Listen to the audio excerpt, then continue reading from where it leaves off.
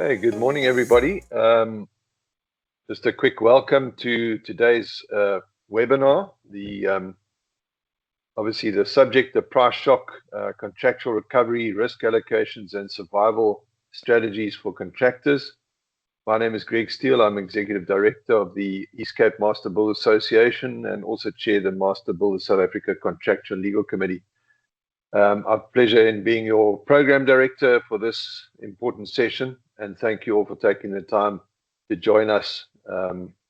Before we begin, just a couple of housekeeping announcements.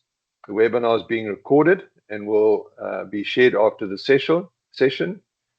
We'll request that you keep your microphones muted throughout the session as well, and you're welcome to post questions in the chat box at any time and in the Q&A after the panel discussion. I'm pleased to just introduce our Executive Director, Master Builders South Africa, Roy Manisi, just to open officially today's webinar. A couple of words about Roy. He's an admitted attorney in the High Court of South Africa, more than 20 years post-admission experience, and has over 18 years of experience as an executive. He served on numerous boards, including the CETA and NHBRC, and he's a member of the Institute of Directors, a non-practicing member of the Legal Practice Council, and he currently serves as chairperson of the board of the Joint Building Contracts Committee. That's the JBCC. So over to you, Roy. Thank you very much, Program Director and the Chairperson of Master Builders South Africa Standing Committee on Contractual and Legal. Program Director, I want to quickly acknowledge the presence of Master Builders South Africa President, President Sam Ngongo, the office bearers, the presidents and executive directors of our associations present here. To all our esteemed guests and speakers, I welcome all of you and thank you all for making time to share your expertise with us. To all members of our associations in attendance, I would like to welcome you all to this important webinar under the theme, Fuel Price Shock, Contractual Recovery, Risk Allocation, and Survival Strategies for Contractors. Ladies and gentlemen, as we have all experienced and seen, the US-Israeli military action against Iran, initiated in February 2026, has triggered the most significant global energy disruption since 2022 Russia-Ukraine conflict. We often forget about this conflict. This conflict is also going on as well. So this has led to shocking fuel price increases, which will most probably have a serious impact on our sector given our much reliance on fuel. Though the US and Iran agreed to a 2-week truce on Tuesday, nothing can be guaranteed at this point in time. Chairperson and Program Director, it is for this reason that MBSA, we have decided to organize this webinar so we can assist our members and industry at large with a tenable way forward and a discussion that will assist our members and the industry at large towards a fair and equitable contractual outcomes. Our goal as an industry body is to do all we can to minimize the damage caused by these events to our sector. Our esteemed speakers are going to help us to achieve these goals, and we encourage all attendees to participate and be part of the solution. This session, as indicated by the Program Director, is live on YouTube and will also be shared in all our platforms later. Ladies and gentlemen, you are all welcome to this webinar. I am sure that you will find it more informative, and I encourage all of you to participate so that we can pick up long-lasting solutions that can assist us as contractors, that can assist us as a sector, to navigate this challenging terrain that we find ourselves in. Ladies and gentlemen, you are all welcome to the webinar. Thank you, Program Director. Thank you very much, Roy. And apologies if I didn't have my camera on earlier. I think Roy has set the scene very well there. The fuel costs, we are already experiencing many queries from contractors and members throughout South Africa with this diesel price increase of between 30 and 40% and possibly having the potential to almost double in the short term. the big question on everyone's lips is how will our industry survive, and what recourse do we have to soften this unexpected blow and impact on our contractors. So today we aim to, through our speakers and our panel, identify the crisis very clearly, what the situation is, look at the contractual implications and possible remedies, risk allocation under different standard forms of contract, and look at some practical strategies for contractors to navigate and survive these challenges today and going into the future. So we have a number of very eminent speakers. Our first speaker is Professor Waldo Krugel. I'll introduce him in a minute. And then we have a panel of speakers who will have a brief discussion and then a brief panel discussion amongst themselves for about 30 minutes a bit later. But we'll start with what I've called a keynote speaker or presenter in Professor Krugel. I'll introduce him very briefly as he gets himself ready. Waldo Krugel is Professor of Economics at the Northwest University's Potchefstroom campus. He holds an MSc in Economics from University of Warwick and a PhD from the Northwest University focusing on South Africa's geographical economy.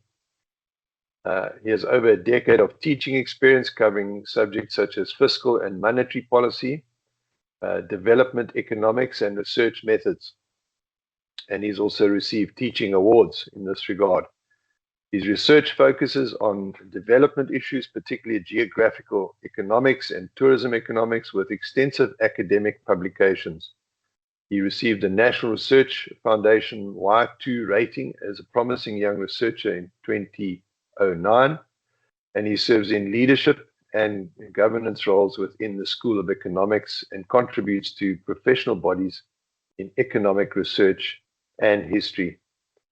Professor Krugel, if you're ready, I'm handing over to you now for your address to us and to set the scene. Thank you very much.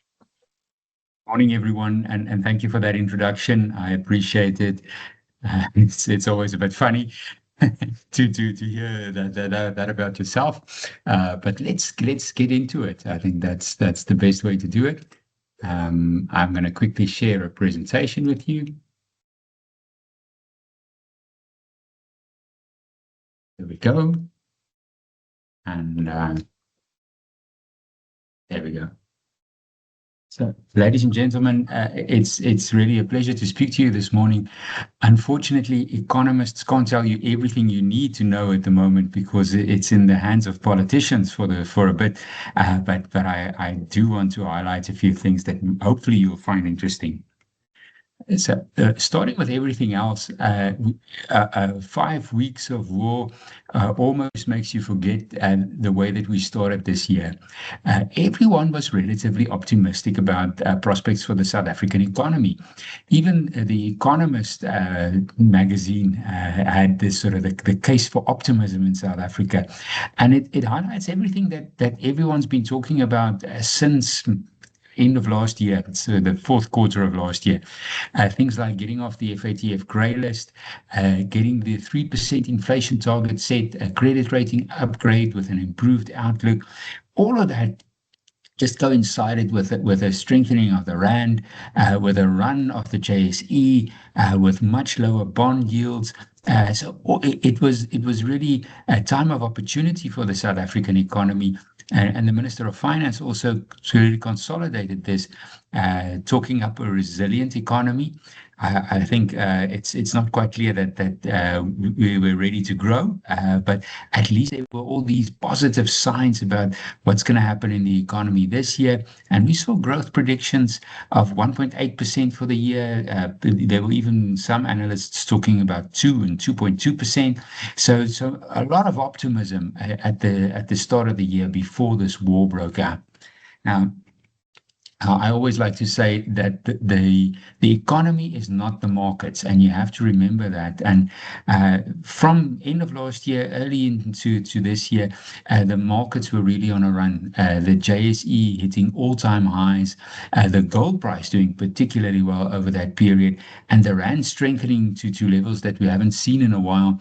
And if you have a look there, all these little charts of mine has 2 March there as a clear date, but it was actually, I think, just before that that the assault on Iran began, and you can see the JSE down for the best part of March, picking up early in April. The same story for the rand, just weakening from levels of 1570 back to over 17. Currently at around 1645, and the gold price, of course, went through the roof, but that's sort of a separate story on its own. And of course, the Brent crude price just skyrocketed from the outbreak of the war. So I think keeping that in mind, that we were markets-wise in quite a good spot, and in terms of optimism and sentiment in a good spot as well. We should be careful, I think, in interpreting the ceasefire as the straight return to the good old days. It may take a bit longer, but I think there's still reason for optimism. And if I can show you the next one as well, Codera has this graph in which they compare different measures that of confidence in the economy that suggested that things are on the up and up. So whether you're looking at consumer confidence, at business confidence, at purchasing managers indices, retail sales, all of those were sort of pointing upwards. Even the Reserve Bank's leading indicator looked like something was going to happen soon. And I think based on all of this, there's still some potential for a return to a much better year than we've been experiencing over the past month or 5 weeks, more or less. The war really disrupted this positive story, and the big issue was the fact that the Strait of Hormuz was closed, choking off oil supply, but not only oil. We know that the building blocks for fertilizer are also under pressure, and that's really just changed everything. Going into all of this, the talk was that the strait has never been closed. Even in the Iran-Iraq war, it was open, and I think maybe some analysts expect it to remain open, but Iran quickly realized that it's basically the only leverage that they have is closing the strait, and in that way, once you put pressure on the oil price, you're basically putting pressure on the world economy, and that puts pressure back on the US. So at the current levels where we have the ceasefire, it's going to depend. We know of the fuel price spike. That's old news by now. And the news of the ceasefire immediately had the oil price down to below $100 and the rand much stronger at around 1640, 1650. And whether this is set to continue, what happens next is going to depend on whether the ceasefire holds.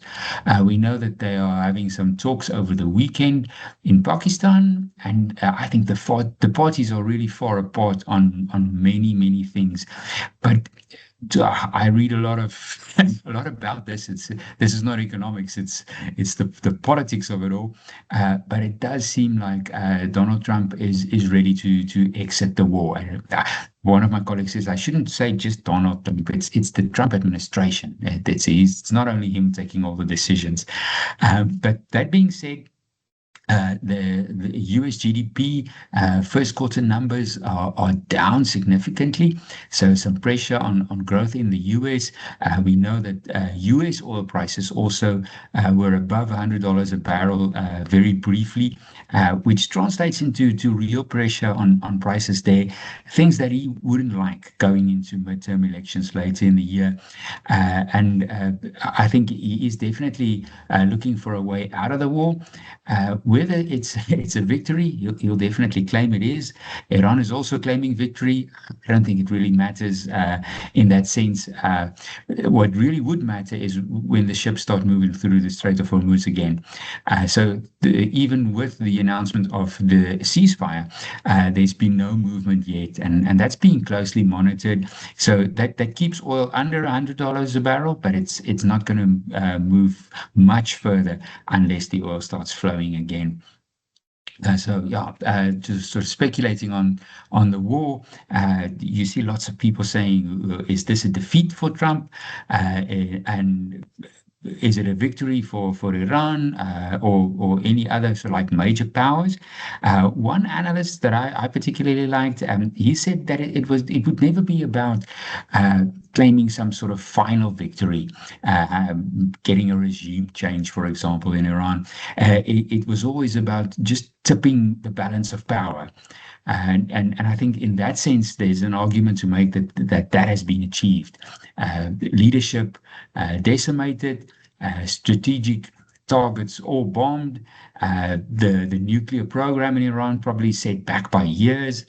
I think in that sense, they could almost go home and say that the existential threat that the Iran state posed has been postponed for some years, and there's really no reason to keep fighting if you're not going to put boots on the ground.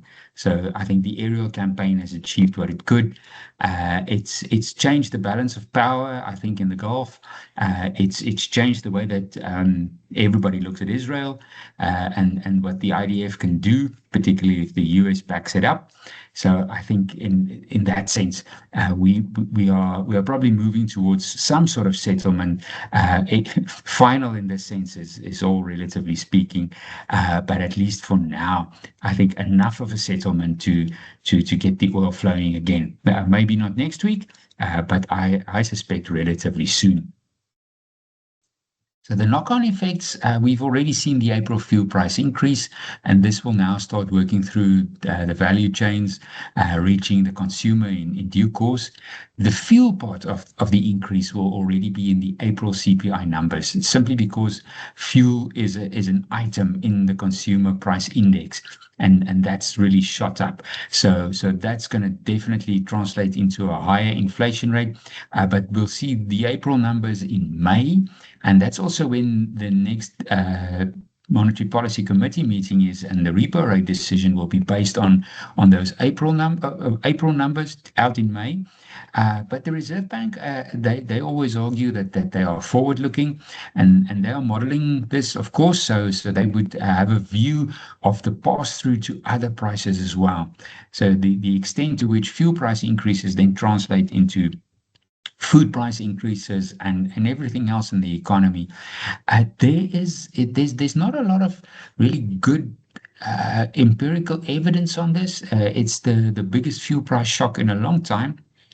So we do get some modeling of the shock following the Russia's invasion of Ukraine, but that was also muddied by relatively bad load shedding in South Africa. So disentangling those effects is slightly tricky, but we know it takes about 18 months for full effects to play out. So some of the second round effects will start to become visible in the May stats that we'll only see in June. Projections differ, so it depends on who you're reading, but that it could push inflation up to 4 or even 4.5% on current modeling, which is a lot higher. And unfortunately, I suspect the Reserve Bank will not be able to sit on their hands for that, even if in the meantime oil goes back to 65 and the rand goes back to 1570. That shock's going to be in there. Now, I always tell the story to my students that in the 1973 oil crisis, Japan's rate of inflation in 1973 was about 11.5%. Then the oil shock hit, and they realized they were importing all their fuel, so this is definitely going to hurt.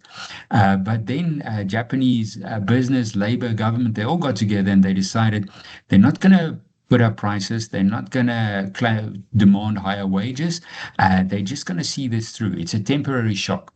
Everybody will bear the cost as is and not try to compensate for it.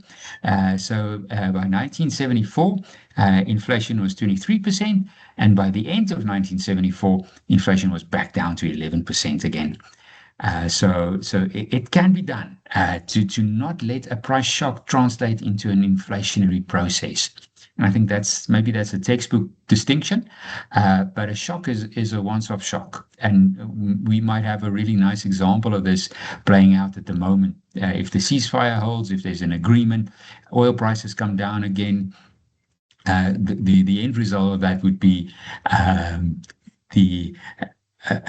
once-off shock. That only becomes an inflationary process once you have these second round price increases and you have wage demands trying to compensate for that, and that leads to more price increases and higher wage demands, etc.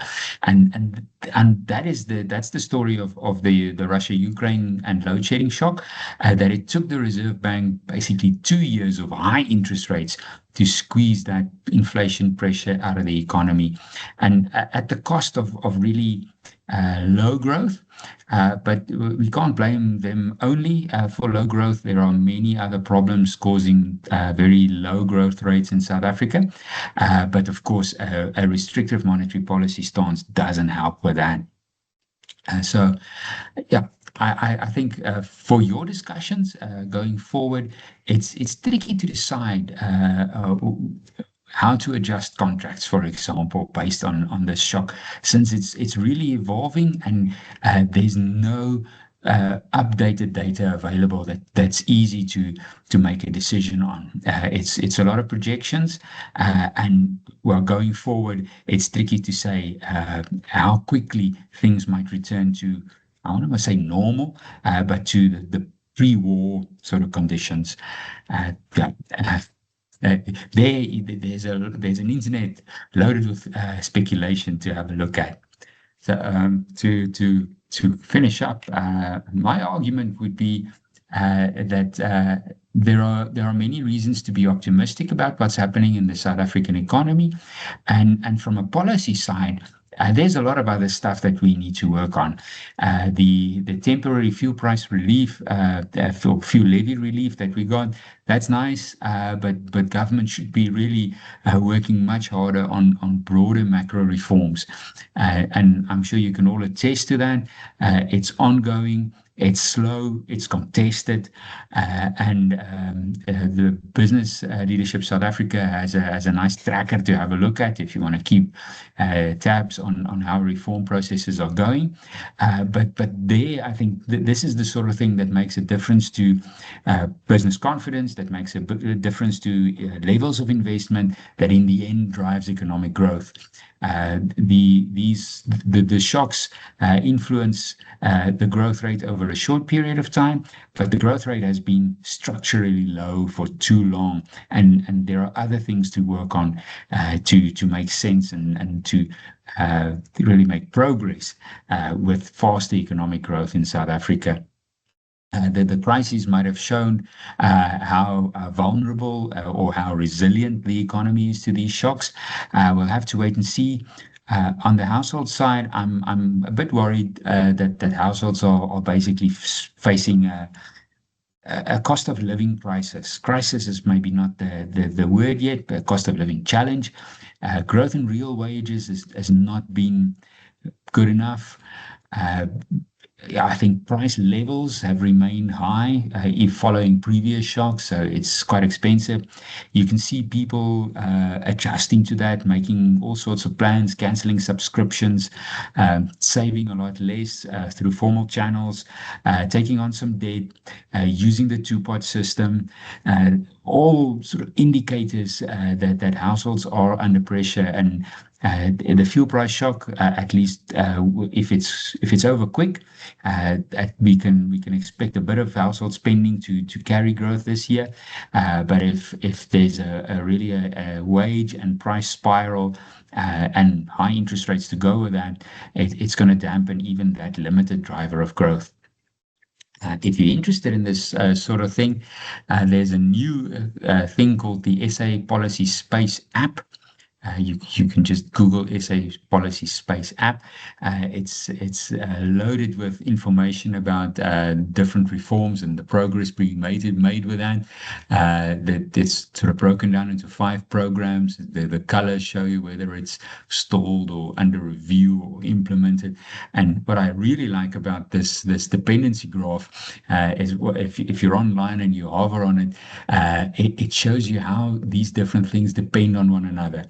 It's easy for commentators to say, well, we should to sort of establish the market for electricity, that you can have independent power producers selling to anyone on an open market. But once you hover over that bubble, you can see it's related to 5 or 6 other reforms that also need to happen for that to happen. And those dependencies really tell you how complicated these things are. Ladies and gentlemen, if you want to learn more about all of these, you can catch my podcast. It's called The Economics Minute on Spotify. It's not always a minute. Sometimes it's 2 or 3 minutes. But it's like getting a voice note from the economy if you just want to keep up with what's happening. I'm also busy building a website where there'll be many more resources, all the media stuff I'm doing, presentations, etc.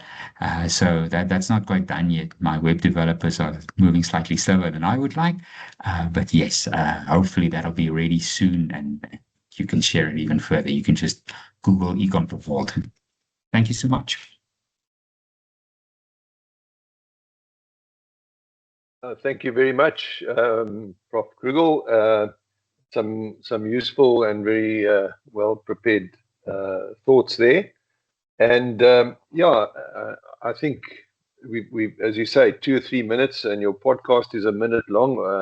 Well, we got 2 or 3 minutes left, so maybe there are 1 or 2 questions, but we are quite time constraints, and I know that you have to leave after your presentation as well. So I think if there are any hands to come up, I'll take probably 2 brief questions for the professor. But just as people are thinking about that, obviously we've seen the rand strengthen, as you mentioned. I heard on Biz News comment this morning that the rand is pretty well positioned as a result of this conflict or the situation that's currently playing itself out. How's that going to pan out in the future for the rand? I suppose the relationship with the US is very important, but these are macro issues, I suppose, and we've got to drill down into the actual detail a little bit later in the webinar. I see 1 hand up, and that is, I think it's Stephen, is it? Let's get the list there. All right, Steve Porter, would you like to ask your question?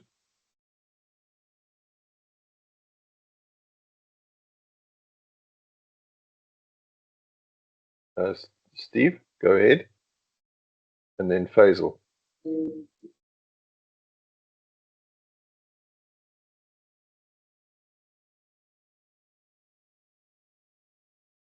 Right, thank you. Sorry. Okay, great. Okay, until someone let me unmute my mic, I couldn't unmute myself. So thank you for that. Just a quick question. I posted it in the chat.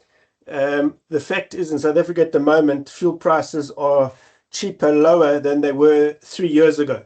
Over the last 2 years, they've consistently come down. There is obviously a shock in this now, but how do we explain this in the system? Everyone's shocked now, but the fact is that 3 years ago it was higher. So your comment on that, I would just appreciate that. It has to do with the rand dollar. So 3 years ago, the rand dollar was significantly weaker, and it's not only a story of the rand being a favorite among emerging market currencies. It's also a story of dollar weakness. So I had a quick look at the dollar index this morning, and it's trading below 100 again. And I think worries about what's happening in the US economy has weakened the dollar a bit, and that sort of feeds back into a slightly stronger rand. Also very interesting, if you check out the 10-year bond yields, even the day before yesterday, they were really think 9 point something. This morning at 8.5. Which means that's money flooding into South Africa, buying bonds in South Africa. So I think the markets are anticipating a quick resolution to the conflict, and maybe a bounce back in emerging markets. They might be a bit early. The fund managers that I speak to are really nervous about this, and it's sitting on their hands simply because there's so much uncertainty. But so I think in a way, dollar weakness is saving us from the fuel price. Thanks, Robert. Faisal, over to you for your question. If we can unmute Faisal's mic, please.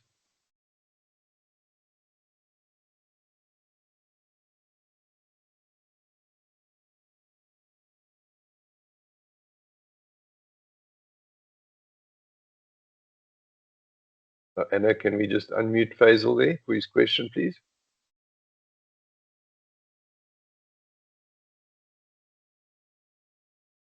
Yeah, we seem to be having trouble with that. So, Faisal, maybe you can just... Oh, there we go. I think we got you. No, not yet. All right. I think we're going to... perhaps you can just post that in the chat, and we can pass that on and answer it after the session. Thanks.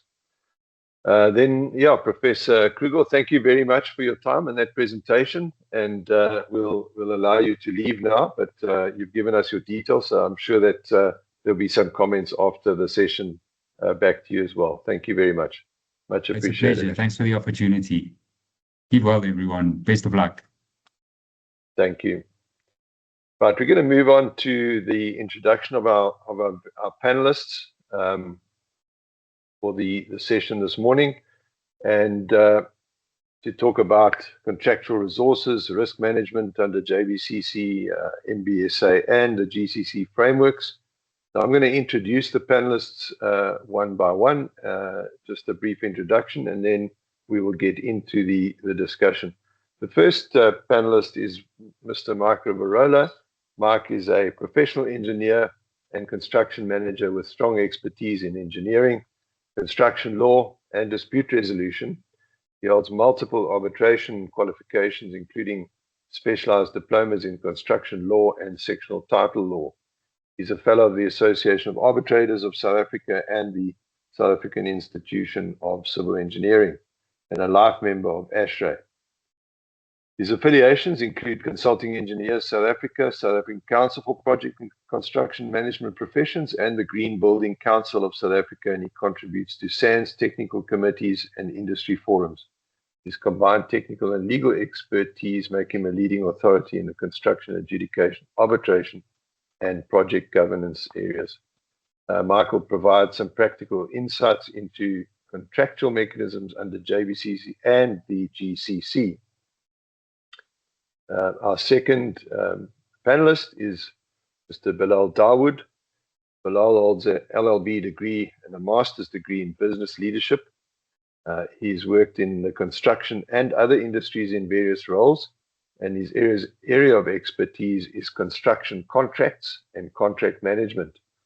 Bilal is an admitted attorney and practiced for his own account, with the prime area of practice being legal and contractual needs of construction companies that he represented. He's head of the membership services at KwaZulu-Natal Master Builders Association, and he'll provide practical insights into the MBSA contract framework and industry position. Our third panelist is Samantha Reinicker. Samantha is a construction law specialist and director at NSDV Law, with over 10 years experience in construction and dispute resolution. She's previously worked at the Competition Commission of South Africa and FASCN, where she completed her articles and practiced for 9 years. She has extensive experience in standard form and bespoke construction contracts, including FIDIC, NEC, JBCC, and GCC, and also the MBSA agreements. She's represented contractors and subcontractors in complex disputes, including major projects like the Medupi and Kusuli power stations. She's an experienced arbitrator having conducted proceedings under Arbitration Foundation of Southern Africa, the Association of Arbitrators, and International Chamber of Commerce, and UNCITRAL rules. Sorry. She advises on contract management and to reduce disputes and improve project delivery. She's a fellow and management committee member of the Association of Arbitrators of Southern Africa and an accredited trainer and lecturer on JBCC, GCC, and the FIDIC contracts. Samantha will unpack compliance, governance, and disputes as well. So without any further ado, I'm going to ask our panelists to turn their cameras on one by one as they just give us a few opening remarks as we head into this panel discussion. And I'm going to start with Mr. Mike Rivarola. So Mike, over to you, if you could kick off for us there. Thanks. Right. Right. Greg, many thanks. I'm certainly not an expert. I do assist with the drafting of the JBCC and the GCC. I must stress that it is a committee effort, and the outcome hopefully is not a camel, but it's a very agile horse. At least that is what we try for. So I'm just one of the little cogs in a group effort. I retired about 5 years ago from consulting engineering. So some of my activities are certainly curtailed quite a lot. And I do tend to focus now on construction disputes, and construction law. Greg, I'm not sure whether you want me to talk about the subject matter or whether you just want me to introduce myself. Mike, I think you can carry on a little bit on the subject matter. Yeah, I think okay. that will set the scene. Thanks. Okay, right. The first, and I premise what I'm about to say on the basis that I'm not a legal practitioner. I'm not legally qualified, and therefore whatever I say is to some extent my view or my views. And obviously, as most attorneys will tell you, it's without prejudice, etc., etc., etc. So you can take what I say with whatever seriousness you want to give to it. So when you consider both JBCC and GCC, those are contracts where the parties have agreed to certain terms and conditions, and therefore the rights and obligations of the parties are, generally speaking, assigned within the contract. So when you look at remedies that the parties have available to them, those are usually stated in the contract. Where the contract is silent or not detailed enough, there's a gray area in the contract, then the common law can be used to determine what the rights and the obligations are. But I would forward the view that both GCC and JBCC are very comprehensive, and therefore the use of common law principles is probably not necessary. Okay. So whether you are using JBCC or you're using GCC, one important aspect to consider is to actually use the language of the contract. We frequently see disputes arising out of claims that have been incorrectly worded, where words have been used that don't exist in a specific contract, where meaning is attached to words that are defined that is not the meaning that is in the definitions on the specific contract. So it's very important for you to bear that in mind. When we look at either JBCC or GCC, price adjustments are provided for in the contract, and the effects of certain risks materializing are also provided for in the contract.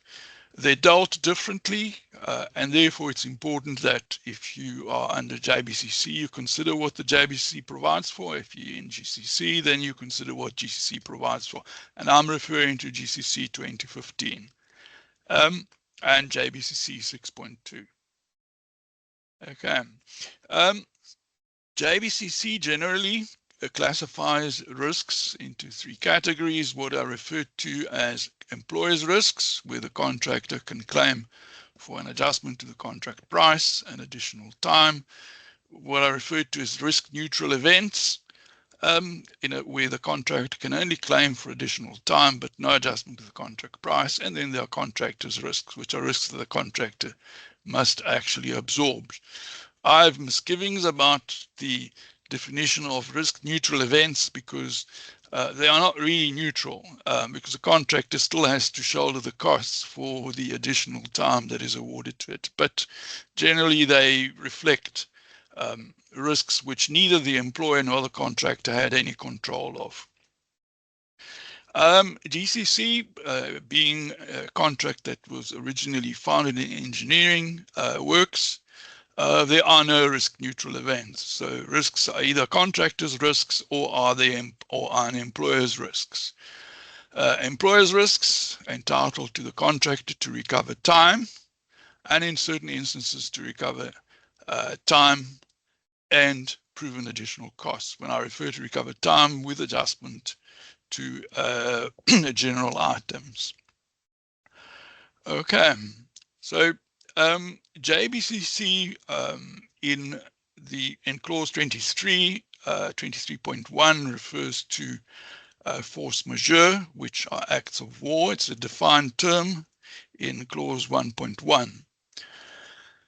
So the effects of war or hostilities in a country which affect the contract are considered to be a risk neutral event. In other words, where the contractor can recover time but cannot recover an adjustment to or any additional costs other than what is provided for in the contract through the CPAP adjustments. Okay, so if you want to frame a claim in JBCC and you want to recover costs which you believe are not recoverable under CPAP, well, you need to do some fairly fancy footwork, because ultimately it will be the project manager who will be determining whether your claim is suited or not. And if you disagree with the project manager's view, then it'll be an adjudicator who will determine whether your claim is suited or not. Things are quite different under GCC. GCC provides for employers' risks, where the contract is only entitled to claim for additional time with an adjustment to general items, which are normally listed in clause 5.12.2. And then what GCC refers to as accepted risks. The reason for not providing for the term force majeure is a term which is not part of South African common law.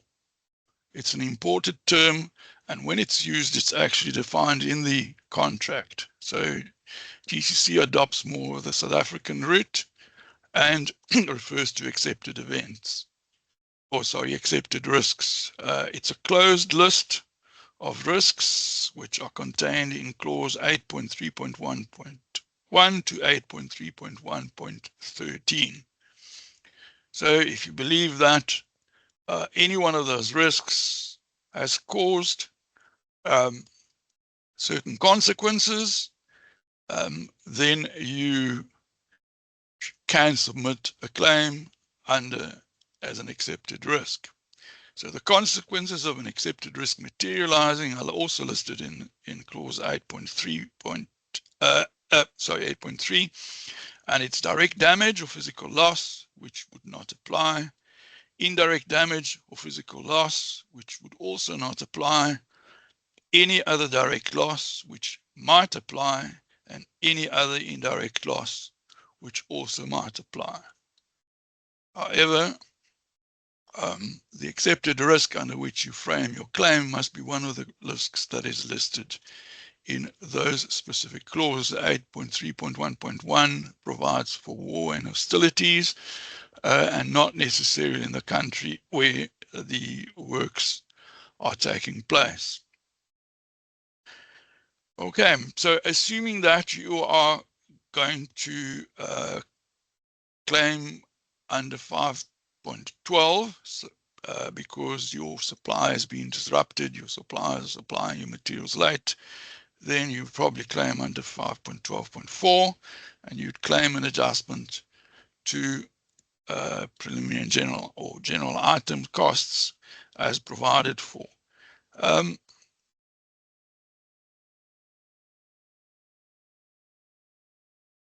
Okay, I'm just going to quickly deal with notices, because that's one of the most common failures of claims.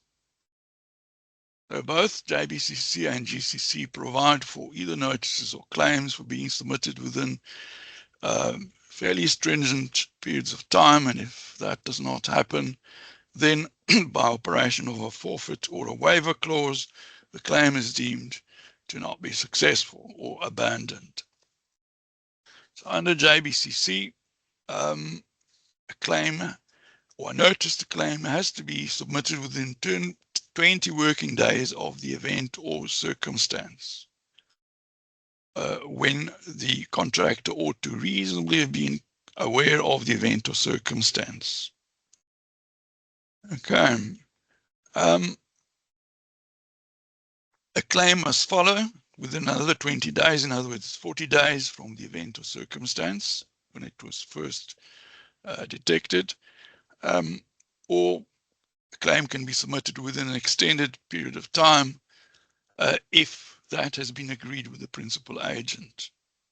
I could not find in JBCC a time barring clause that prevented a contractor from submitting a claim more than 20 days after the, or more than 40 days after the event, because it's not explicitly stated in JBCC. It's explicitly stated that the notice must be given within 20 days. It's stated that the claim, and if the notice is not given within 20 days, then the contractor is deemed to have forfeited a claim. But if the claim is not submitted within 40 days, nothing is actually stated, or the consequences of it is not actually stated. Okay. GCC. Mark, I think let's stop there and then move into the rest and during the panel discussion, if we may. Yeah. Let's get on to give Bilal the floor. But thanks for that so far. Bilal, are you able to open up from your side? Just a brief introduction and some points of view there as well. Thank you, Program Director. Good morning to you and to all our attendees. You've already introduced me, and thank you for that. My name is Bilal Dawood. I head up the membership services and the legal and dispute resolution units at KwaZulu-Natal Master Builders Association. I think I wanted to start off with the core issue that has led to this webinar taking place. And as pointed out by our economists, it's due to the volatility of the oil prices and the geopolitical tensions in the Middle East, which led to the Strait of Hormuz being disrupted. And we know 20% of the world's oil flows through the Strait of Hormuz. Some reports suggest that 25 to 30% of our oil comes from there. And just closing out on that topic, I wanted us to have an understanding that the oil prices basically is affected by the law of supply and demand, right? So the demand is still high, the supply is low, and that's why our prices of oil is escalating at this point in time. So in the construction sector, from our members, we've received a number of queries related to these increased prices of oil. And I think as a point of departure, there's 2 points that needs to be dealt with and amplified separately to a certain extent as well. And the one point that will need to be amplified and extracted is the extension of time claims due to the supply disruptions. And then the second aspect is the price escalation issue, because you might find yourself in a situation as well where the price is escalating, but the fuel supply is not yet disrupted. So we need to look at those relief measures and the risk allocations in this regard in the contract separately, right? And then there was one further point that our economist raised earlier that I wanted to give some context to our attendees as well, was he mentioned the oil crisis in the 1970s.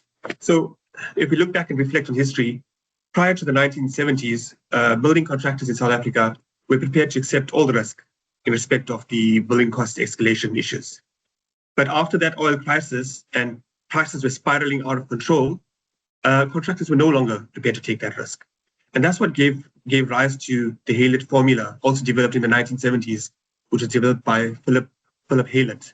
And this is now addressed within the CPAP provisions of the contract. On understanding that we need to be brief, just the allocations, the contractual framework and the risk allocations. So when assessing these questions, and the contractual framework, the first question that always arises is who bears the risk for this aspect?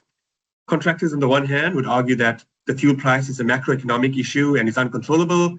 Employers on the other hand would expect that costs are absorbed by the contractors, or when they competitively price their BOQs, they include an allowance for it. However, the truth of the matter is that when these standard contract forms are drafted, the risk allocation as a rule is allocated to a party that's best in a position to manage it, right? So if you're going to navigate your contract following a sequence of events or questions when faced with this issue, the first question to ask ourselves is, are there contract price adjustments in the contract? The next question to ask is, the event that we are facing currently, is it a normal event or is it an exceptional event? And then the following question after that would be, what is our contract type? What is our pricing strategies? What do the specific terms of our contract state, right? When we're claiming for a force majeure, we might be looking at a number of grounds for relief. One of the grounds might be an extension of time. A second ground of relief we might be looking at is either an expense and loss that comes with certain caveats and conditions, also depending on the form of contract that's signed, whether there's merit to suspend the work, or if the event, the force majeure event, persists for a long period of time, termination of the works. So we need to look at it, and as Mike said earlier, we need to look at the notice period and the time barring provisions. And maybe just to also respond to one of Mike's earlier comments that he hasn't seen any time barring provisions for a claim within the contract. So what's the purpose but he has seen a time barring provision for a notice. So what is the purpose of a notice in a contract? The notice is basically raised to allow the other party to have sufficient time to take steps to mitigate against a loss. And that's why there is a time barring provision attributable to it as well, because of the duty of parties to mitigate their loss. A claim, on the other hand, right, I agree with Mike, there is no specific provision in the JBCC which states that there's a time barring provision on the claim.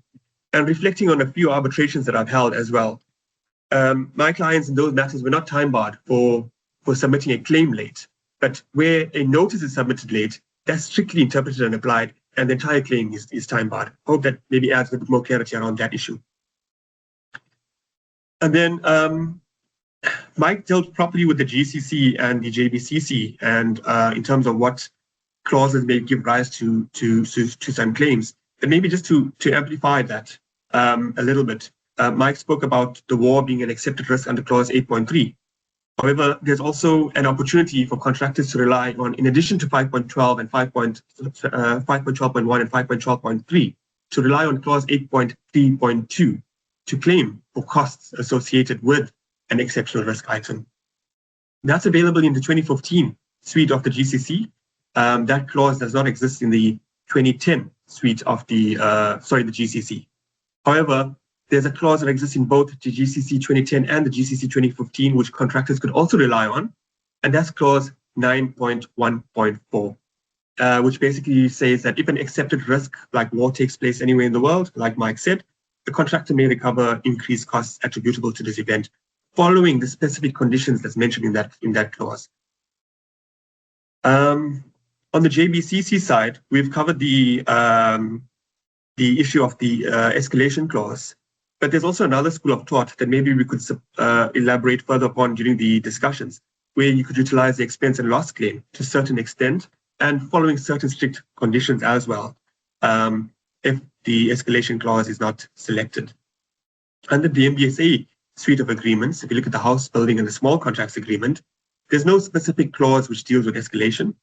But also what we must understand is that the house building and small contracts agreement is typically for your shorter duration of works. If you look at a house building work, subject to correction, it typically would take between 6 to 12 months, less than a year usually. And within that time is not anticipated that you would face yourself with escalation issues, similar with your small contract works. And then the subcontract agreements under the MBSA suite, they follow the example set by the JBCC. So the similar prescripts that set out in the JBCC suite of contracts applies to those agreements. And then for the sake of completeness, I just wanted to touch on the NEC3 and the FIDIC contracts as well.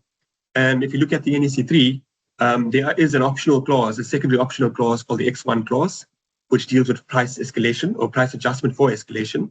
And if that option is included, then there is a basis to apply escalation based on an agreed index. If it's not included, then unfortunately that risk will sit with the contractor. There is an EOT with cost for force majeure events, and that follows in terms of clause 60.19 of your NEC3 contract. And then the FIDIC, very briefly, also has a optional clause for cost escalation, and that's your clause 13.8, and it's triggered by population of the adjustment data in the appendix to data, appendix to tender. If that table is not populated, then the clause 13.8 will not apply. It has its own force majeure clause as well in terms of clause 19, and it will allow you to claim for time as well as a cost under certain circumstances, though, for the cost aspect of it. I think then moving towards the closure of what I wanted to say is at this point in time is there are some contractual negotiation strategies which we can discuss and unpack, and as well as the agenda says that there will be an element of standardization on flexibility. And lastly, we will discuss the recommended contractual amendments for the current market conditions. Thank you, Program Director. I'll pause there. Thank you, Bilal. Thanks for that. I'm sure we're going to get our teeth into a little bit of the meat of the discussion a little bit later. And apologies for my camera, which is seemingly playing up a bit today. Samantha, I hope that the first two speakers haven't entirely stolen your thunder, but I'd like to just invite you then as well to make your some opening remarks and maybe comment back on some of the issues that have been raised by Michael and Bilal as well. So over to you.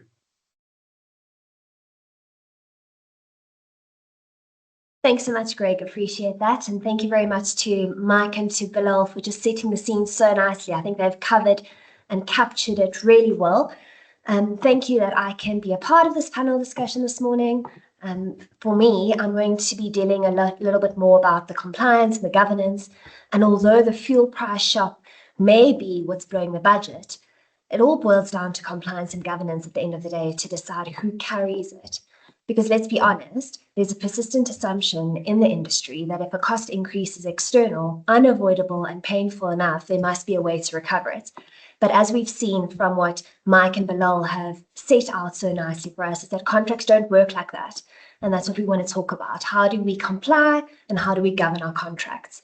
So as we've seen under the various contracts, the JBCC, the GCC, and the MBSA, as well as FIDIC and NEC, which Bilal has so kindly brought into the discussion as well and is also important, entitlement doesn't just come from sympathy. So you can't feel bad for a poor contractor because the price of fuel has increased. What happens when the price of fuel decreases? Who gets the upside of that? So it all boils down to if there's been a CPAP or a risk adjustment in your contract. Else it is, exactly as Bilal has said, it's the contractor who will bear that cost. So it all comes from structure and it all lives and dies in the compliance with your contract. And that's where we're seeing things are coming unstuck in the industry. So 3 points I just want to raise up front is that firstly, we see that there's an assumed entitlement. Contractors feel the impact and they move straight into the recovery without actually interrogating the contract that they have in place, looking at which version of the GCC they've got, what does their actual contract say, how has it been amended, what are the special conditions, has there been an incorporation, if you're looking at an NEC contract, of the X1 clauses, or as Bilal pointed out in relation to FIDIC, has clause 13.8 been triggered? You can't just assume because you're using FIDIC, you've got that entitlement. You need to see what are the clauses that you have contracted for. Secondly, we're also seeing that governments falls apart under pressure. So the moment the margins tighten, disciplines slip. And Mike has also pointed very nicely to that regarding notices that go out late. If you don't put your notice in time, you're time barred. There's no arbitrator or adjudicator who's going to turn a blind eye and say, oh, yeah, sure, it was a week late, no problem, let's let this one slip. That's a very hectic time barring provision in relation to notices. Not only are notices going out late, but your records are thin, and there's no contemporaneous records. There's no proper substantiations given. Claims are built backwards. So you try build up your claim the moment you put it in, instead of building your claim as and when it occurs. So by the time the claim actually lands, the contractual foundation is already compromised. And the third point that I just want to raise at this time is that the risk that was priced is never managed. So fuel prices get baked into rates, but they're not actively treated as a risk that needs to be allocated, tracked, and administered. And if we're not dealing with that up front, the contract deals with it, but it won't be in your favor. So for me today, the real question isn't just whether fuel increases can be recovered, because as we've seen from the discussions from Mike and from Bilal, depending on your contract and what the wording says, you can recover the fuel increase. It's, has your contract been run in such a way that makes the recovery possible? Because in this environment, compliance isn't a back office function. It's the difference between absorbing the fuel shock or shifting the fuel shock.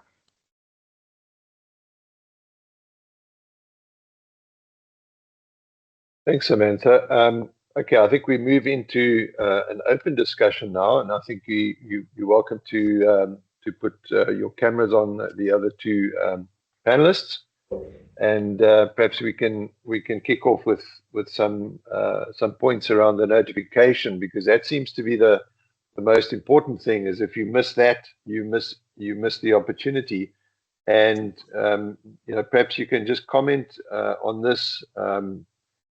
And I'll give you the floor, Samantha, I think, to kick off with. And that is, let me turn mine on as well, see if it works this time.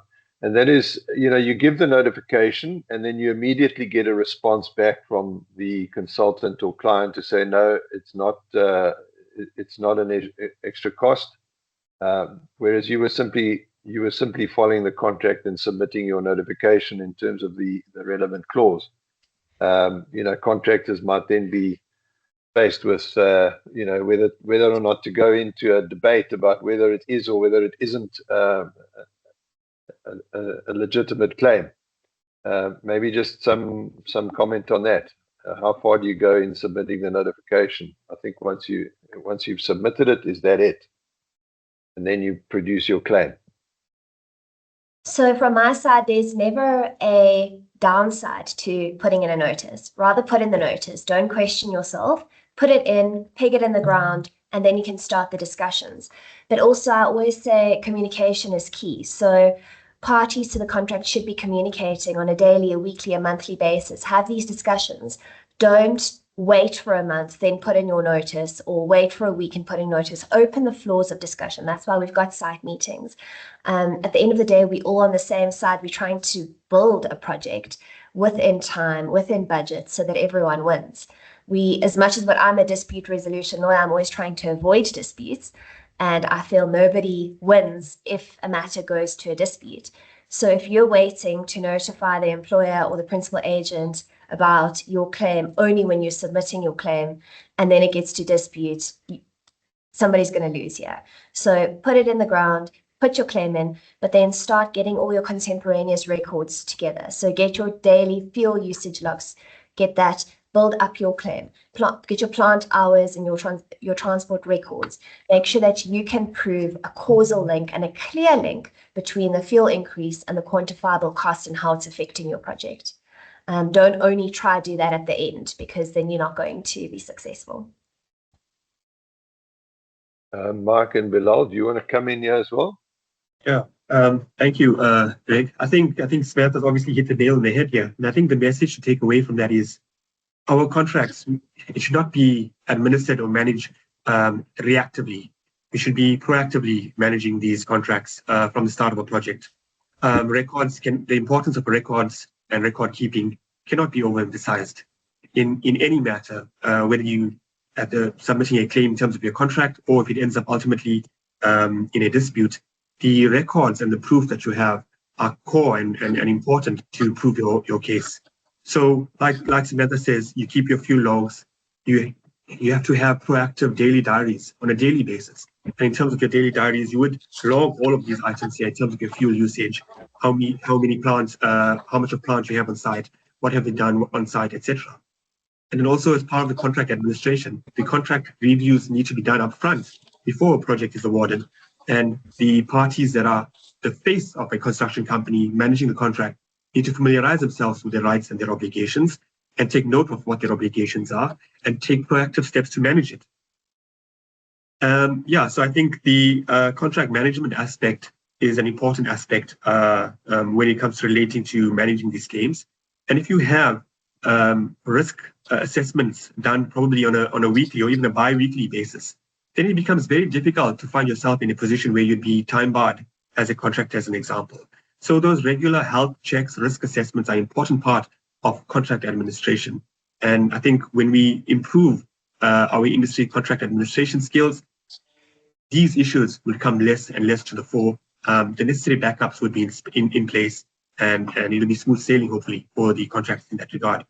On the issue of notices and contract administration, I think I want to pause there for now.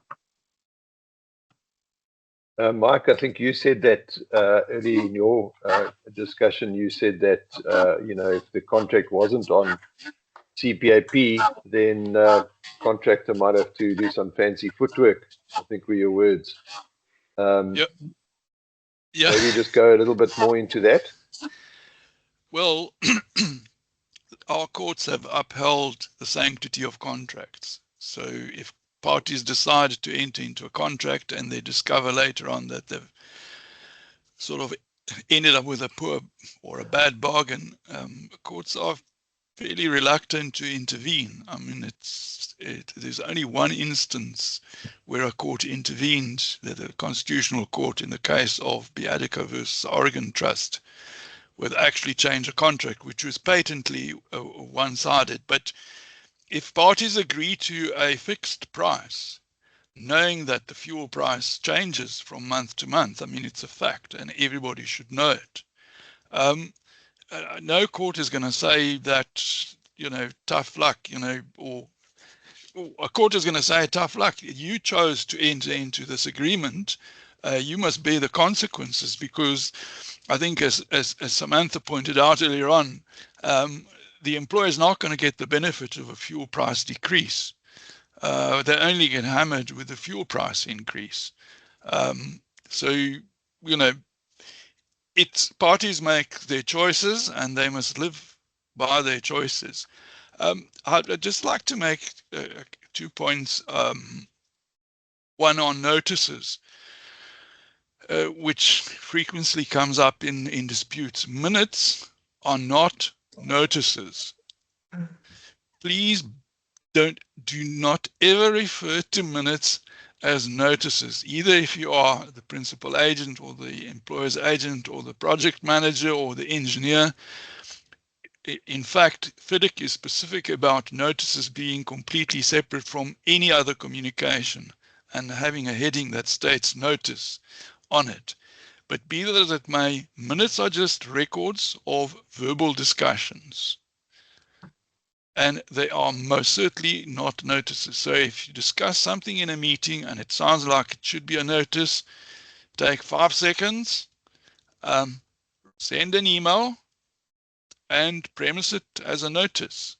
As Samantha pointed out, notices are markers, and they are important. If you don't put the marker down, you lose the right afterwards. So yeah, just bear that in mind. It's so important, and it's frequently overlooked because many contractors do not like admin work. But admin work could actually end up costing you millions if you don't follow the requirements of the contract. And then lastly, on the matter of disputes, before you consider notifying a dispute, bear in mind that whilst you're at the stage where you're negotiating an outcome, either through a third party as a facilitative process or through a mediator or whatever solution you choose, you as the employer or the contractor have control over how the process evolves and how the solution comes about. Once you declare a dispute and you end up in adjudication or arbitration, there is a fixed set of rules that takes over. And with the rules, it's normally your legal counsel that takes over from you. And they guide the process, and you have very little choice of how it actually develops from there onwards. So, and particularly in adjudication, there are costs in adjudication. So if you claim R1 million, you're probably going to end up paying 200,000 Rand which you cannot recover to get that million. So maybe if you settle for 800,000 without having to spend 200,000 and get the money immediately, it might be a better choice. So before entering into the formal dispute resolution process, do a proper cost analysis of what it's going to cost you, what the likely outcome is going to be, whether you win or whether you lose. And somewhere in between those two numbers, there is a solution, which stops you from waiting for 6 months from getting cash in your bank account. Yeah, just dovetailing on what Mike said, and I think you raised such a good point. Something that I see in my daily practice is claims aren't being put in because you don't want to sever the relationships. I think Bilal and I were on a joint panel last year where we had a similar discussion, and you just say, no, I don't want to be so claim aggressive, and I don't want to annoy the employer. And it's not about that. I think we need to change the narrative from we're claiming to actually we're administering the contract in response to a cost event. And I think if we can get that change, it will really assist. And it's not a I want to fight, it's I have to protect my rights in terms of the contract. And if everyone is operating within the four corners of the contract, everyone's going to win at the end of the day. And you might very well, exactly what Mike says, you might even avoid going to a dispute because everyone's been following the contract from day one. And that's something that I'm trying very hard in my practice and to convince my clients to be doing. Program Director, sorry, if I could just step in on one of the points that Mike has also covered. And I agree with Mike in terms of the sanctity of the contract is important. Where parties, I'm going to use the JBCC as an example here, where parties have agreed to a certain set of clauses applying to them, courts are usually going to uphold that. But I also wanted to share with our attendees a recent arbitration, which was an article was shared about it on the Association of Arbitrators website, which was handled by one of their fellows. And just briefly, the facts of this case was the parties entered into or signed up in 2019 under the JBCC Series 2000, Edition 5, 2007, for contract works. And under the contract data, the parties selected the contract price adjustment principles will not apply. So it was selected as no for the CPA adjustments. And then the work was anticipated to be a short period, as the facts state. However, the work proceeded from 2021 to 2023 in this matter. And bearing in mind that the contractor allowed only for material, labor, and fuel prices in his bill of quantities based on the 2019 rates when he priced it. During the project execution phase, there were various extension of times that were granted. There were various variations from the employer, etc. The contractor in this case found himself out of pocket. So he, referring to Mike's fancy footwork, he made a claim in terms of clause 32 of that contract, which is an expense and loss claim. And with the loss being the actual increased input costs the fuel in this instance. And naturally, the employer rejected it, saying it's a unilateral change of the price BOQ, and there's no escalation that's applicable. And then the matter ended up in the arbitration. So the arbitrator held that in this case that there's two methods for price adjustments. He held that firstly, the first method is the CPA method following the Hewlett formula. And the second method is what he described as the rise and fall method, which is based on the expense and loss clause within the contract. So what he stated was the rise and fall method recompenses the contractor for the actual increases in price. Okay. So in this instance, the arbitrator, and it's important to understand the reason for the arbitrator's reasoning as well, finding as well. He found that the contractor had actually incurred an expense or loss due to no fault of his, and that he was not required to cater for that risk amount in his contract sum, and as such, he awarded the claim. But importantly, what he also emphasized here was that his decision was also based on the fact not only that the contractor was not at fault, he found that the delay in this matter was actually because of the employer. And because the delay was caused by the employer, that basically prompted him to make a finding in favor of the contractor. So that's an important element to understand, right? We say that yes, there is the expense and loss, the escalation clause within the contract, and if that clause is not invoked, and we're referring specifically to the JBCC here, then the contractor is out of pocket and he can't make any claim. So what I'm introducing is that under certain circumstances and certain strict circumstances, there's an opportunity for the contractor to explore an option to actually claim it under an expense and loss. And when you reflect on the expense and loss clause, these expense and loss clauses, the theme of it is when the employer is at fault, basically. Delays caused due to him, delays caused by direct contractors, access delays, delays in drawings, etc. So where there's an attributable blame to the employer and the project duration extends beyond the anticipated completion date, and those extensions are obviously granted, or you have grounds for them, there is an option of bringing in an expense and loss claim.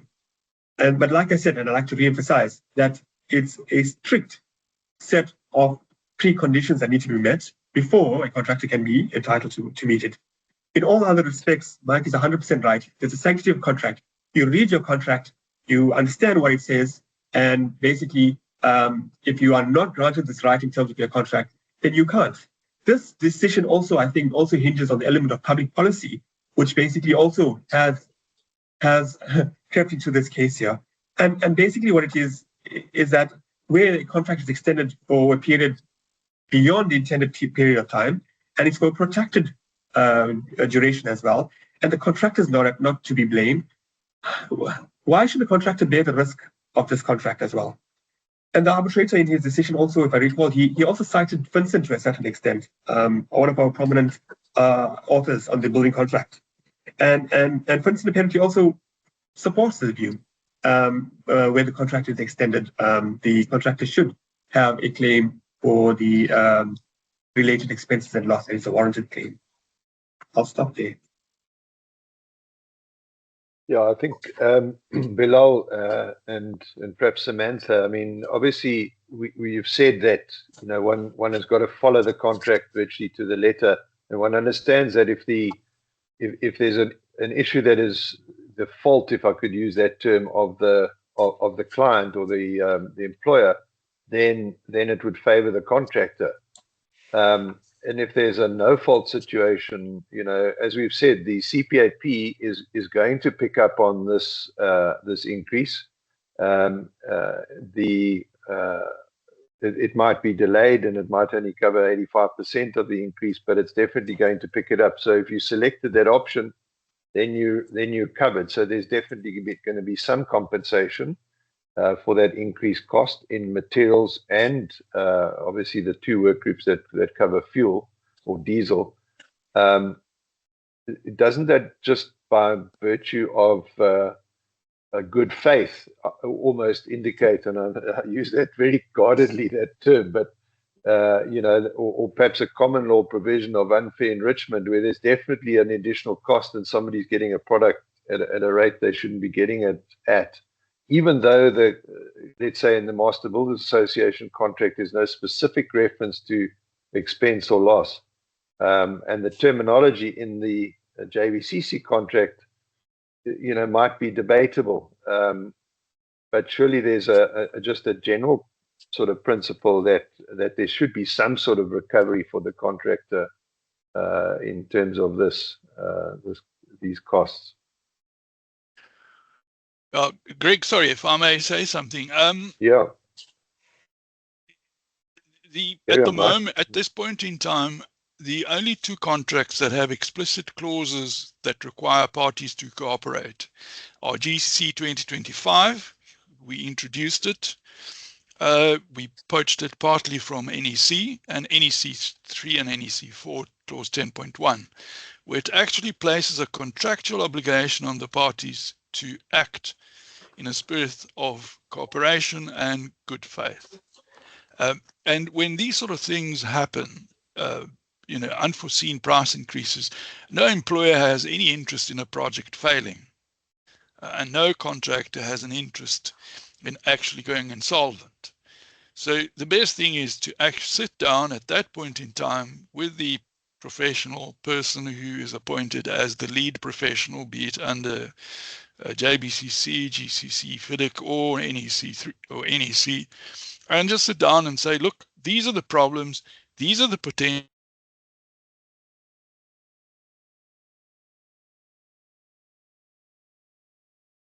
contractor, and you end up with a project which is what is expected. Unfortunately, what happens in practice many times, budgets are poorly worked out, so the project budget immediately becomes stressed because somebody didn't do their work properly to start off with, and then overruns in costs and overruns in expenses become a major issue.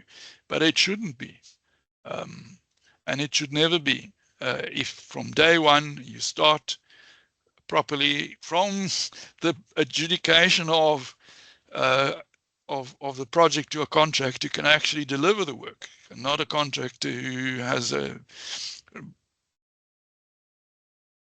encyclopedia record, equivalent record of poor performance. And then things can be sorted out for the benefit of everybody. And when you look at infrastructure project or schools and things like that, the ones that end up losing really at the end of the day are the communities who are expecting the school to be built within a given time. And it doesn't get built. It's like 2 years late. The price is 3 times what it should be because the first contractor didn't finish it. The second contractor didn't finish it either. Now there's a third one who's been appointed. And it points out to a complete failure from employer, contractor, and also from the professional team sometimes.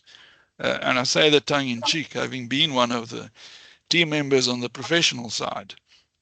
So it's important that the construction industry, and it's been pointed out many times in a number of webinars, actually starts looking at a cooperative approach rather than saying, we sit at a square table, you at that end, I'm at this other end, and we only talk through intermediaries. It's a round table. You sit next to the person who is your partner in the delivery of the project. The contractor should make a reasonable profit, the employer should get good quality within the budget, and the consultant will get more work. Samantha, anything to add there? Thanks, Mike. No, I completely agree and echo Mike and Bilal's sentiments. I don't have anything further to add in that regard. Yeah. Look, I think we are going to start taking some of the questions, and for the our guests on the webinar, there are some questions being raised in the chat, and you're more than welcome to add your questions. We'll start taking them in a few minutes. I think just to also set the scene in terms of our broader membership, and whilst some of our larger contractors have got legal departments and have got maybe access to law firms, Bilal mentioned earlier on the house builders using perhaps the Master Builders South Africa House Building and Small Contracts Agreement, which is specifically intended to be a simpler agreement. Bilal was referring to the CPAP aspect of it. being a shorter contract period. But nevertheless, for those contractors, it's perhaps even more important that they don't lose their shirts and their businesses in a situation like this, where this sort of unpredicted increase in cost, rightly or wrongly, is at their doorstep, and they have to continue to perform on the contract, but at hugely more costs, both for materials and for their own diesel use, for that matter. So, the contract might be less specific or vague, or not mentioning the particular recourse, and that might require more cooperation between the parties. But you have possibly a private homeowner or potential homeowner who's far less likely to want to absorb that cost. How do you suggest one goes about dealing with that?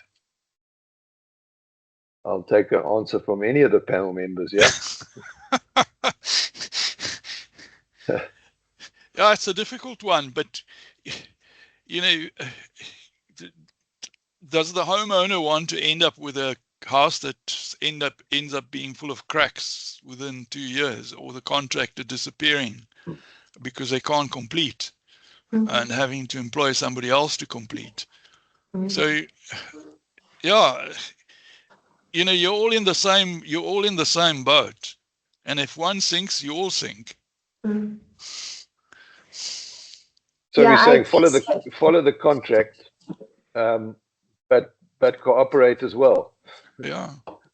Yeah, just dovetailing on that. So I had a recent situation where one of my clients was an advocate and his wife an attorney, and they had a project at their own house where there was also a lot of problems with the contractor, and they were on a JBCC contract, and we ran the whole process. We went to adjudication, arbitration, and it became so expensive and messy, and there was challenges to the jurisdiction of the arbitrator, and a year down the line, they ended up settling it, where they wanted nothing to do with the contractor, but for both parties, it just made more sense for that very same contractor to come and fix the issue. So 2 parties who knew the contract very well, had all the legal resources and the funds at their disposal, ended up trying to find a commercial settlement, and both parties finally walked away happy. So at the end of the day, it is trying to find that what's a sweet spot for everyone, putting principal fights aside, putting money aside, and let's just all get back onto the same page, even though we've fallen off that page.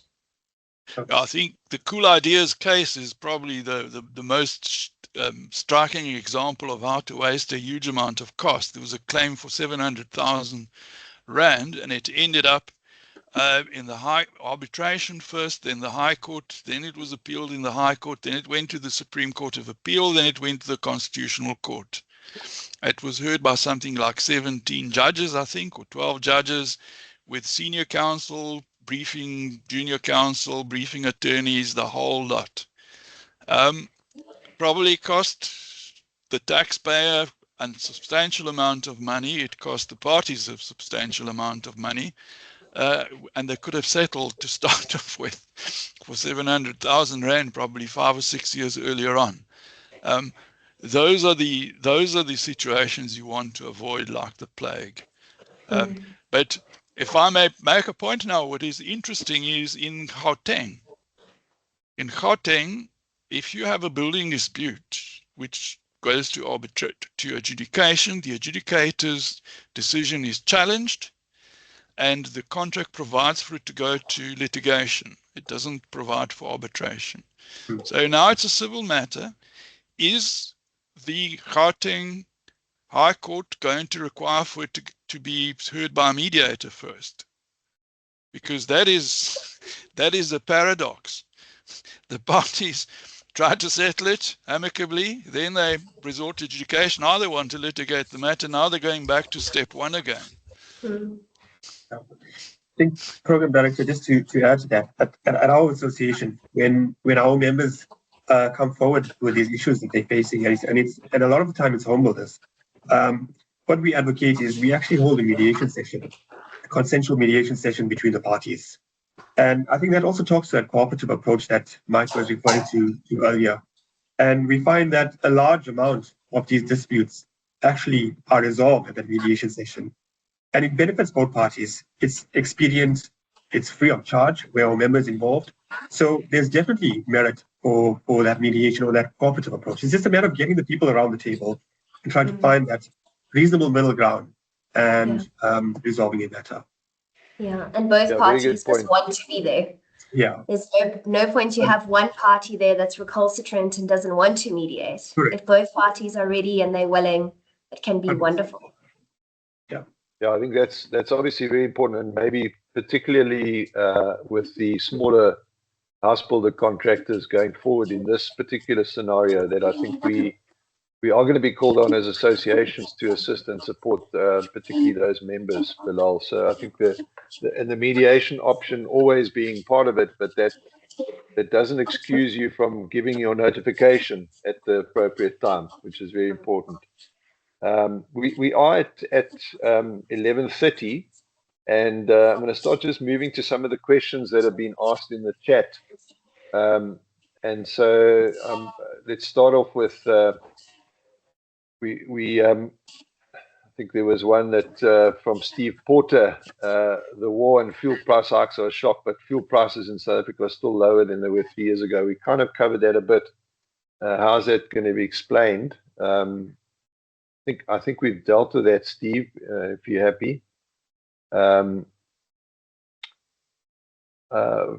Faisal's question, we remember we couldn't get through to Faisal. My question relates to escalation on contracts. How quickly do you anticipate the rising fuel cost to translate into the indices changes? Maybe Mike would like to come in on that one.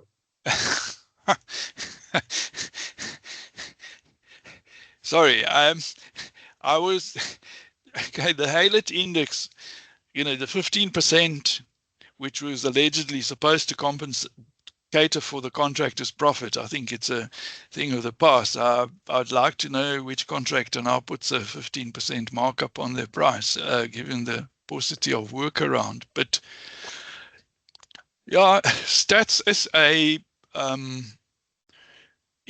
they're kind of trying to revitalize the whole publication of the indices.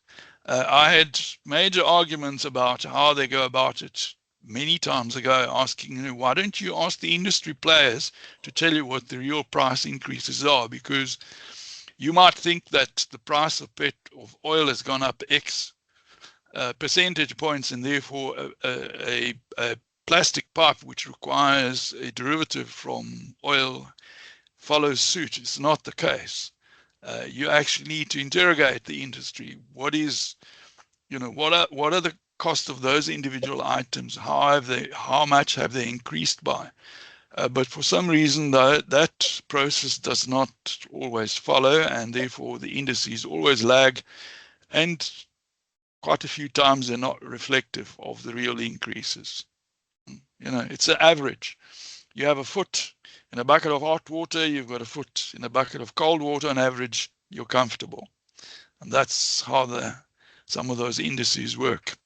But if you happen to have your foot in the bucket of hot water, you're not comfortable at all. Yeah. Program Director, I think maybe also just to add to that, I think, as also pointed out by Prof. Krugell earlier, the impacts of these escalations, if you're looking at them through CPAP and Stats SA, the impacts of them are probably only going to be seen in about 2 months or so in the updated indices, and not immediately. And I think the right way on how these contracts are adjusted, and I'm not a QS by any means, so I'm not the expert on the QSing subject matter, but from what I understand is that during the monthly payment certificates, there should be a calculation that's done on a provisional basis. It is a provisional certificate in any event. There should be a provisional calculation that's done for the price adjustments that's included in the payment certificate, and perhaps finalized once the final payment certificate comes through. Like I said, if you're going to rely on the Stats SA statistics or the indices, that'll take about 2 months to filter in with the updated indices. We faced a similar issue when it was COVID, where a lot of contractors were under recovering, not only because of delays in the publication of the indices, but also because of the incorrect basket weighting of the indices. So I think maybe to answer that question, that when would the cost translate into the indice changes? My assessment will probably be about 2 months' time. Yeah, I think that I'm not sure that there are provisional allowances for that. What would normally happen is that the index for, let's say, April is in fact only itself published a month or two later. So that'll be when it picks it up. But the real impact of the increase might only come along later. So we might even see some delays in the publication of indices, which I don't want to predict, but that could be a factor. And then, of course, you've got that 15% that is not compensated. So there's not a complete recovery for that for those increases.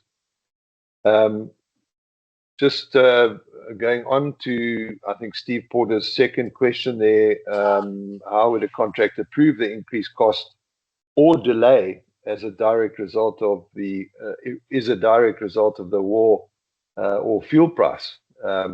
I think that would probably be up to the contractor themselves to produce the evidence. I guess, Samantha, I see you nodding there. Yeah, it'll be the contemporaneous records. It'll be anything if you, as someone looking at this claim afresh, if you had to make a call, is it quantifiable or not? Anything that you can prove, any invoices, the daily diaries that Bilal was speaking about earlier, any tax, anything that you can prove. It's not a tick box exercise. It's just anything you can give to substantiate your claim. Yeah, thanks, Samantha. I think then next question from Gerard Meyer: should the notice be for delay in terms of 23.4 and or expense or loss 26.5?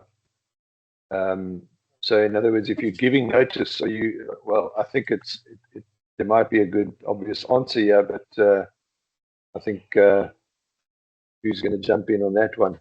I would separate the notices. Yeah. Give two. Yeah. Two notices. It doesn't I think the essence of both notices is when you become aware of the expense or loss, or when you become aware of the delay. So reasonably aware of it. But yeah, I think look here. There's two elements. Like Mike is saying, there's two elements being dealt with here. One is the delay, where you're claiming for a revision to the date for your practical completion, and the other is the expense and loss aspect, where you're actually claiming for your expenses and losses, if applicable. Remember, we've discussed the conditions that will be applicable to that as well. So you separate the notices. You could do it one of two ways. You either issue two correspondences, or you can issue one correspondence but highlight the grounds for your claim. Separate the grounds for your claim. One on 23.4, where you are claiming time. Remember, if you're claiming for force majeure, there'll be, in terms of the JBCC, there'll be an extension of time but no cost.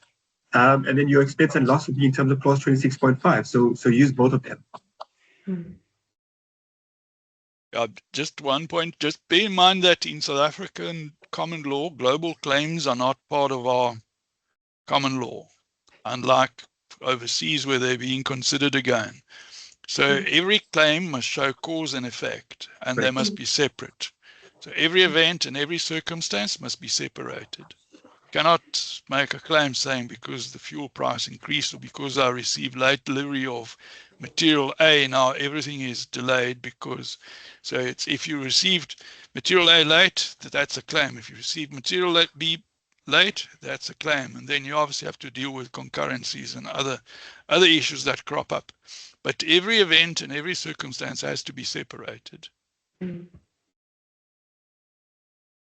Thanks, Mark. I think, Musa, your question is probably being answered through the discussions. And what Musa was saying is that, normal inflation and economic projections, fuel prices, etc., are normally taken into account in long-term projects.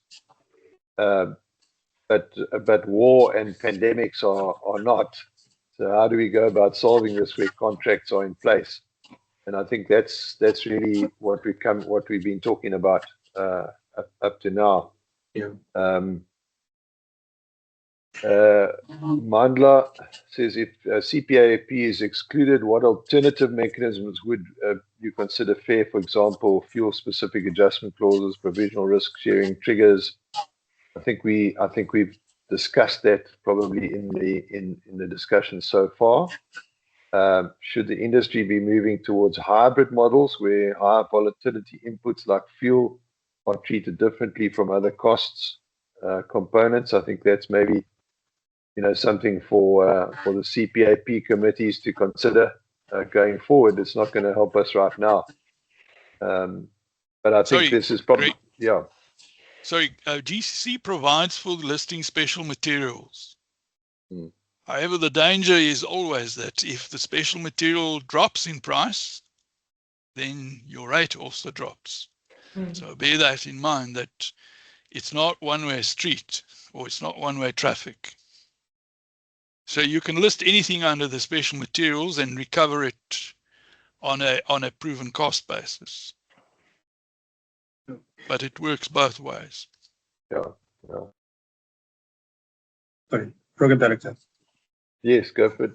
Okay, thank you. I just want to, going back to Mr. Shangaza's question, I know we've delved into it, but I think what it provokes you to think about is one of the issues that we are facing in the industry is that a lot of parties, I think particularly from an employer's perspective, they deal with these escalation clauses as a swear word, for lack of a better adjective for it.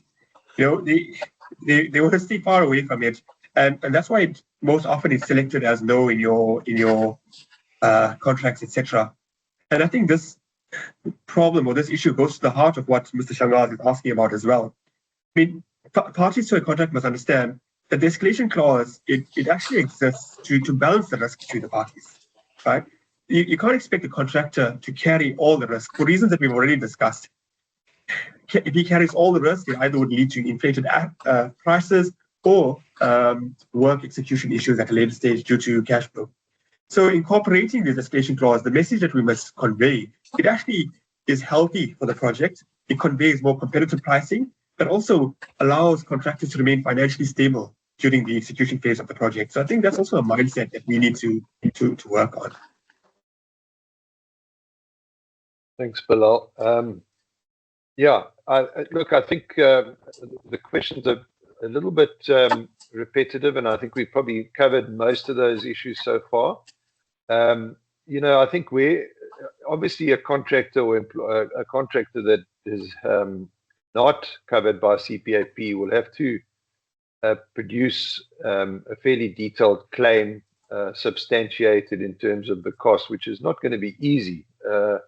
There's all sorts of things go into it, and I think that's going to lead to lengthy debates and discussions and probably disputes. Is the CPAP, even though it's not being included in the contract, is that in any way something that could be used as a guide or a benchmark, if you like? I just put that to the panel to give some thought to there.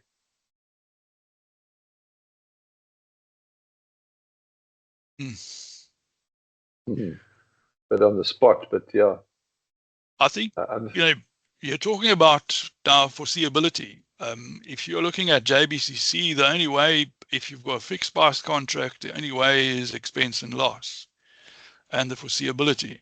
I mean, the petrol or the price of fuel goes up and down. It's not necessarily only because of hostilities. It could be because of overproduction. It sometimes goes down, or because of underproduction, it goes down or goes up.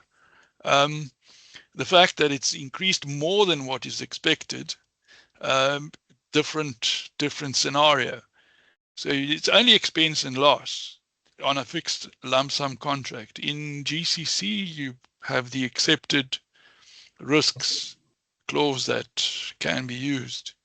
But again, it's up to the principal agent first in the JBCC and the employer's agent in GCC to determine whether the contractor's claim is valid or not. And it can work either way. And similarly, when you go to adjudication, if you don't agree with the decision of the principal agent or employer's agent, it depends on how good your presentation is or your referral is to the adjudicator. So you're not necessarily always going to win. Just think that you don't want to spend 100,000 rand to recover 50. That's not good business. Yeah, I think that you know, it's a very tricky situation and a very sort of complex situation at the same time that we face. You know, we've had virtually a single cause. Now you might say, well, can we prove that it was the war that caused the price to go up? But certainly, you know, my diesel price went from about 20 Rand to 27 Rand. That's what goes into my tank. And most of the contractors' plant and equipment is running on diesel. That will be covered under preliminaries if you have CPAP. But contractors have already been getting notices from suppliers left, right, and center. And some are saying, well, there's an increase in the price. Some are putting a surcharge on it, which I think is maybe a more sensible approach. But they're obviously working out what their diesel component is in terms of delivery of materials or manufacturing, possibly components. But, you know, and on the other side of this coin, you're going to have multiple negotiations or discussions going on between thousands of clients and contractors in the industry who are actually looking for guidance as to how to deal with this situation. And I think that, you know, the overall question probably at the end of the day is, do you think that contractors have some form of legitimate claim for additional cost, even if they were, and I hate this term, on a fixed price contract? There's no such term, I believe, in any of our documents. Do we believe that there should be some sort of recourse or recovery, even if they have not selected CPAP? Delays, I think, as you've said, cause and effect, Mike. You can probably then say, well, there's going to be a delay because of this, and it's in the critical path. So therefore, it's going to cause an extension and a delay to the contract. But in the broad sense, are we of the view that there should be some sort of compensation for contractors as a result of this massive increase in the diesel, particularly diesel price? And that's possibly our couple of closing remarks under the panel. Yeah. Director, if I may, I think if we have sight of our current standard form contracts, and we firstly limit our discussion around the four corners of those current contracts, there's two elements that you're talking about here. One is balancing the issue of public policy on the one hand, in my view, and the other balancing the issue of the sanctity of contracts. The fact that parties are free to agree what they have to, they want to, and that agreement must then be enforceable. So I think within the framework of our current contracts, my assessment, right, would be that at this point in time, the sanctity of the contract must prevail. In the sense that if the contract option was chosen that there'll be no escalation, then that has to apply, unfortunately. That's what the parties agreed to, right? So you can introduce elements of public policy, etc., but that needs to be argued. And if a court finds that a clause is contrary to public policy, then the court might overturn that clause and apply the prescripts of public policy. But based on what we have before us at this point in time, and considering what we have before us, the clauses as they stipulated in those contracts unfortunately have to apply. If we're looking forward now, if we're saying, look, okay, going forward, we need to go back to our drafting committees and consider the current situation that we have and how it can be addressed. My view is, or what the problem that I would be seeking to resolve is, how can we create a mechanism within these contracts to react faster to these changes of these unforeseen price changes, escalation. To deal with it with certainty might be problematic. There might have to be that shared risk element still dealing with these volatile materials, where that the parties, and when I say the shared mechanism, CPAP, for example, is a shared mechanism. But we have to find and brainstorm a way of how to react to it faster instead of waiting 2 months for the indices to kick in, etc. So from answering your question, that's the elements that I would look at within our drafting committees, how we can react faster to these changes. and introduce it into our contracts if we can. Yeah, I think, sorry, NEC provides for an early warning. GC 2025 now provides for an advanced warning. Yeah. So there is a way in which the parties can actually say, look, we believe that on day one, you know, when somebody is dropping, there are more bombs than drops of rain falling onto a country that produces a large proportion of the oil in the world, it's likely to cause a ripple effect. Well, then you can sit at that point in time and talk about the risks and how those risks are going to be managed. But on a small contract, as you were talking about, Greg, for a house, there's not much room to maneuver there. If the employer or the client is steadfast on not changing the price, there's not much you can do about that. Yeah, unfortunately, you are bound by the contract, but I think nothing prevents you from discussing this with the employer's agent or the principal agents and just seeing, is there some sort of lenience that can be given or some sort of middle ground. Nothing prevents that at all. But I agree, you are held hostage to your contract. Two quick final points, and then we need to start wrapping up. And one is from Steve Porter to say, what is the contractor's obligation to mitigate the effects of the fuel price or increases or shortages? And that some employers have issued notices to contractors to this effect. I'm not sure how the contractor would mitigate that, but is there an obligation on them to do that? I think that's a difficult question, Steve. Maybe we can take that under advisement. And then the final one is Tabu's asked where a contract start date was actually extended, was moved by over 3 months, which has now resulted in this particular event falling within the contract period. You know, does the contractor have any additional recourse perhaps as a result of that? I would imagine not. Yeah, I think responding to Tabo's question, the first thing is, was the contract awarded within the bid validity period? As an example, there's a lot of considerations to take into account. Was the contract awarded within the bid validation period? The start date, was it agreed to upfront? So where I'm going with this is, unless there's been a delay, which is due to the fault of the contractor, the employer, like I said earlier, that expense and loss claim will not kick in necessarily. So there's a lot to consider in terms of answering a question like that. By simply saying the start date has moved over 3 months, it could be that the start date has moved by agreement, which would then put the contractor in an unfortunate position of him having to bear the cost for that if he doesn't have any escalation options. Okay, guys, I think what I'm going to suggest now, and we'll go in reverse order, but each of you panel members, just 1 minute to wrap up on the key points that you think need to be taken into account from this discussion, and we'll start with Samantha. Thank you very much, Greg. So I think one point to note is that the most expensive mistake on a project is the notice you don't send. So always send your notices, make sure you're compliant in that regard. I'm just trying to think if there's anything else that I want to land, but I think that that's probably the most important for me.